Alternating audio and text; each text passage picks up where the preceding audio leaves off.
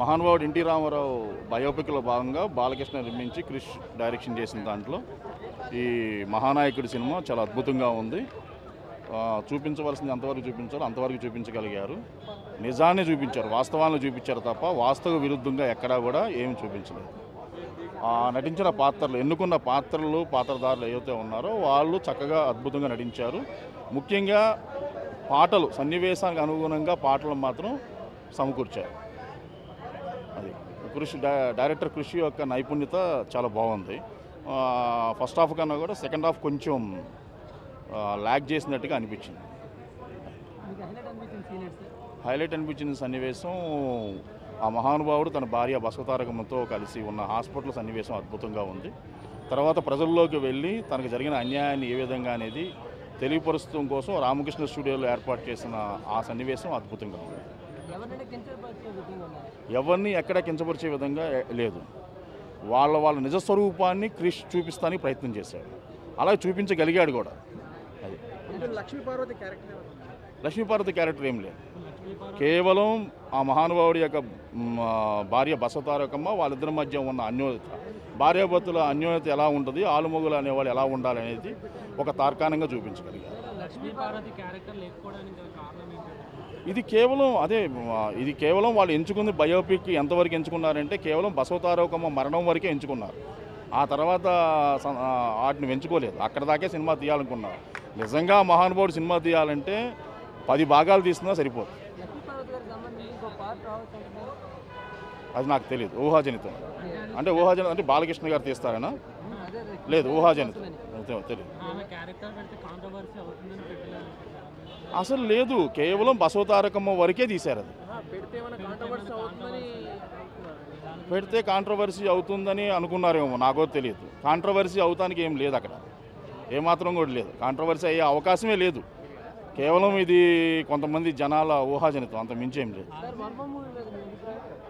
Varma movie ఏదైతే లక్ష్మీ ఎన్టీఆర్ ఉందో ఆ సినిమా అనేది ఆ మహానుభావుడి జీవితంలో ప్రవేశించిన ఒక మధ్య వయస్కురాలి స్త్రీ లో జరిగిన యథార్థ సంఘటనల ఆధారంగా ఆయన తీస్తున్నాడని అంటున్నాడు.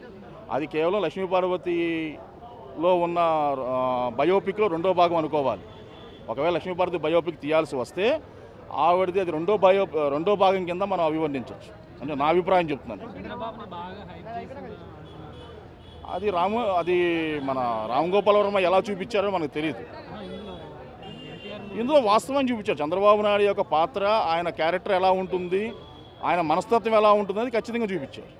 ఒక క్రియాశీలకమైన కార్యకర్తగా ఎలా పనిచేయగలడు, ఇతర కార్యకర్తలకు కూడా తన ఇన్స్పిరేషన్గా చూపించగలిగారు. వాస్తవం చూపించాడు. భాస్కర్రావు గారి మనస్తత్వం అదే కదా. నేను పైలట్ అవుతే, ఆయన మహానుభావుడు ఎన్టీ రామారావు పైలట్ అవుతే నేను కో పైలట్ అనే ఆ భావంలో ఉన్న వ్యక్తి కేవలం బొమ్మను చూపించి తను అధికారాన్ని చేపట్టాలనే భావంలోనే అతన్ని తీసుకురాగలిగాడు. ఆ భాగంలో అతను ఫెయిల్యూర్ అయ్యాడు. ఆ ఫెయిల్యూర్ అని ప్రజలు అది ఫెయిల్యూర్ అవుతానని తను అనుకోలేదు. దానికి కేంద్ర ప్రభుత్వంతో కూడా, అప్పుడున్న కేంద్ర ప్రభుత్వం ప్రధానమంత్రి ఇందిరాగాంధీతో చేతులు కలిపి వాళ్ళు ఆ విధంగా చేయగలిగారు. కానీ ప్రజలకు తెలుసు ఎవరిని గెలిపించాలి, ఎవరికి తీర్పు ఇవ్వాలి, ఎవరిని స్వాగతించాలి, ఎవరిని బయటికి నెట్టాలనేది ప్రజలకు తెలుసు. కనుక ఫైనల్గా ఆఖరిగా జరిగిందేంటి, ఆ మహానుభావుడికి వాళ్ళు పట్టం కట్టారు. మరి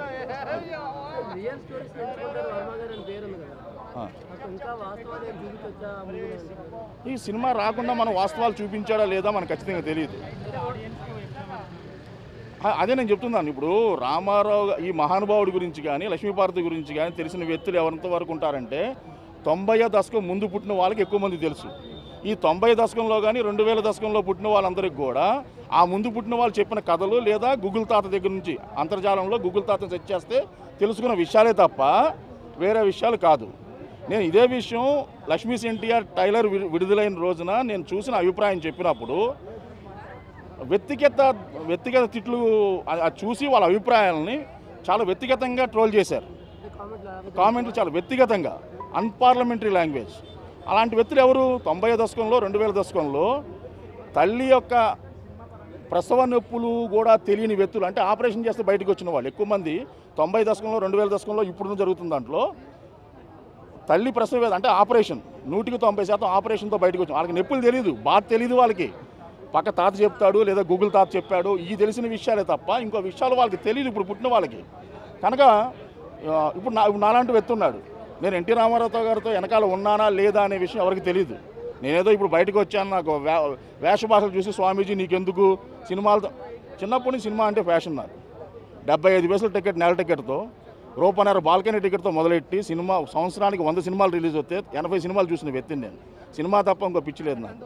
అలా అని చెప్పి నా వ్యవహారాన్ని, నా వృత్తిని అయితే మానుకోలేదు కదా. నా వృత్తి నేను ప్రవృత్తి. సినిమాలు చూస్తూ నా ఫ్యాషన్.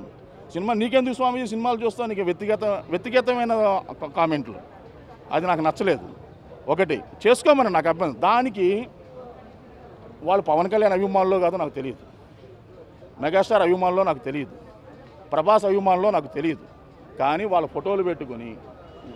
ఫోటోలు పెట్టుకొని అభిప్రాయాలను వ్యక్తిగతంగా దూషిస్తున్నారు. నా తల్లి చనిపోయి 97 జూలై 13 నా తల్లి చనిపోయింది. ఇప్పుడున్న వాళ్ళకి నా తల్లి చనిపోయిన వయసులో సగం వయసు కూడా లేని వెధవలు, ఖచ్చితంగా చెప్తున్నప్పుడు వెధవ అంటే తిట్టు కాదు, అది 1000 ఏళ్ళు ధనంతో వద్దిలు. ఓకే, అది తిట్టు కాదు, వెధవ అనేది తిట్టు కాదు, 1000 ఏళ్ళు ధనంతో వద్దిలని దీవినది. నా తల్లి మరణించిన వయసులో ఎంతకాలం అయిందో మరణించి, ఆ వయసులో సగం లేని వాళ్ళు కూడా నా తల్లిని చాలా దారుణంగా దూషించారు. మరి మీరందరూ వచ్చి సినిమా చూసిన ప్రతి వాడిని మీరు అభిప్రాయం అడుగుతారు. మా అభిప్రాయం నిక్కచ్చిగా చెప్పినప్పుడు నచ్చకపోతే డిస్లైక్ నొక్కండి, నచ్చలేదని డిస్లైక్ మీద ప్రెస్ చేయండి, నచ్చితే లైక్ చేయండి. లేదు స్వామి మీరు చెప్పిన అభిప్రాయం తప్పు, నేను సున్నం బొట్టు పెట్టుకున్నానా, విభూతి బొట్టు పెట్టుకున్నానా, ఎందుకు వాళ్ళకి అవసరం లేదు కదా. మాకున్న పిచ్చి ఏమిటి, పొద్దున్నే సినిమా చూస్తాం, సినిమా ప్యాషన్ మాకు, సినిమా చూస్తాం. మేము సినిమా డైరెక్ట్ చేయలేం, ఇంకోటి చేయలేం, సినిమా చూస్తానికి వచ్చాం. నచ్చితే నచ్చిందని చెప్తాను, నచ్చకపోతే నచ్చలేదని చెప్తాను. కానీ వ్యక్తిగత దోషంలో పాల్పడి ప్రత్యేకించి నేను ఆ హీరో అభిమానులకు కానీ వాళ్ళ బొమ్మలు పెట్టిన వాళ్ళ అభిమానులో కాదో నాకు తెలియదు, వాళ్ళ మనుషులో కాదో నాకు తెలియదు, హీరో ఫోటో పెట్టారు, కావాలని చూపిస్తాను నేను.